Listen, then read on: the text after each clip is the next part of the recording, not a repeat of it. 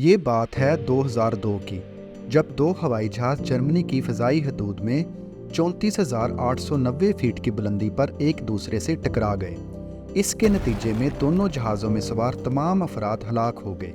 یہ افسوسناک واقعہ کیسے پیش آیا، یہ جانیں گے ہم آج کی اس ہسٹری ایکسپلورر کی ویڈیو میں۔ ناظرین، 1 جولائی 2002 کو بال بشکیرین ایئر لائن کی فلائٹ 2937 جو کہ ایک مسافر بردار طیارہ تھا، اور DHL انٹرنیشنل ایویشن کی فلائٹ 611 جو کہ ایک کارگو جیٹ تھا، ایک ساؤدرن جرمن شہر اوبرلنگن کے اوپر 34,890 فیٹ کی بلندی پر آسمان میں ٹکرا گئے۔ اس حادثے کے نتیجے میں 71 افراد اپنی جان سے ہاتھ دھو بیٹھے۔ فلائٹ 2937 ایک چارٹرڈ فلائٹ تھی جس میں 60 مسافر اور 9 کرو ممبر شامل تھے۔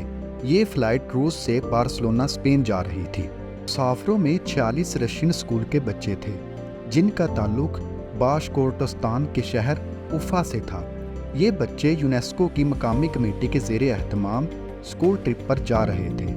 اس فلائٹ کو 52 سالہ رشین کیپٹن الیگزینڈر اور 40 سالہ رشین آفیسر اولگ پائلٹ کر رہے تھے، جو کہ بہت ایکسپیرینس پائلٹ تھے۔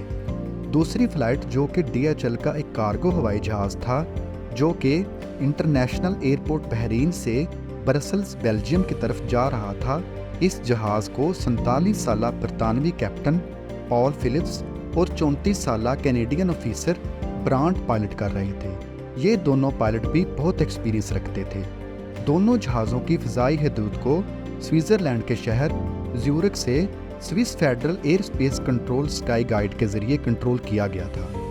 Air traffic controller Peter Nelson فضائی حدود کو سنبھالنے والا واحد کنٹرولر تھا، جو ایک ہی وقت میں 2 ورک سٹیشنز پر کام کر رہا تھا۔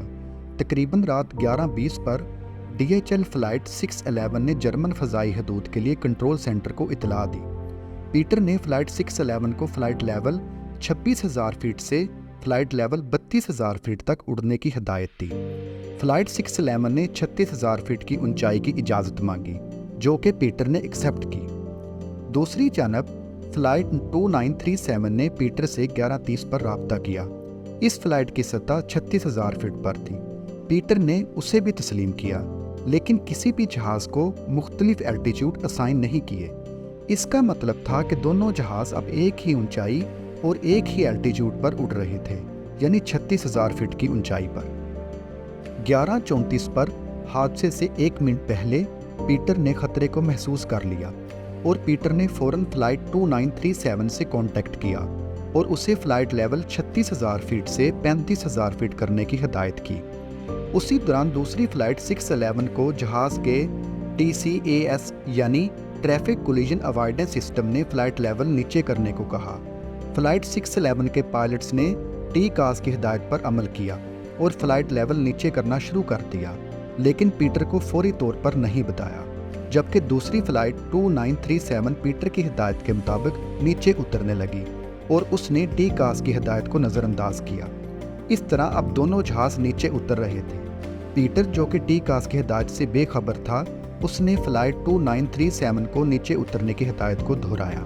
اب DHL فلائٹ 611 لیفٹ سائڈ سے آ رہی تھی، جبکہ فلائٹ 2937 رائٹ سائڈ سے، اور یہ 11:35 پر سیم بلندی 34,890 فیٹ اور سیم الٹیچیوڈ پر جرمنی کے شہر اوبرلنگن نامی جگہ پر آسمان میں ٹکرا گئے۔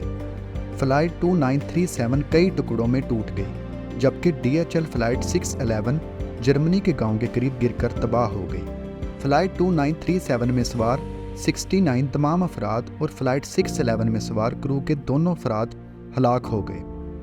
وٹالی کولویف ایک رشین سٹیزن جس کے فلائٹ 2937 میں سوار بیوی اور 2 بچوں کی موت ہوئی، اس نے پیٹر کو ان کی موت کا ذمہ دار ٹھہرایا۔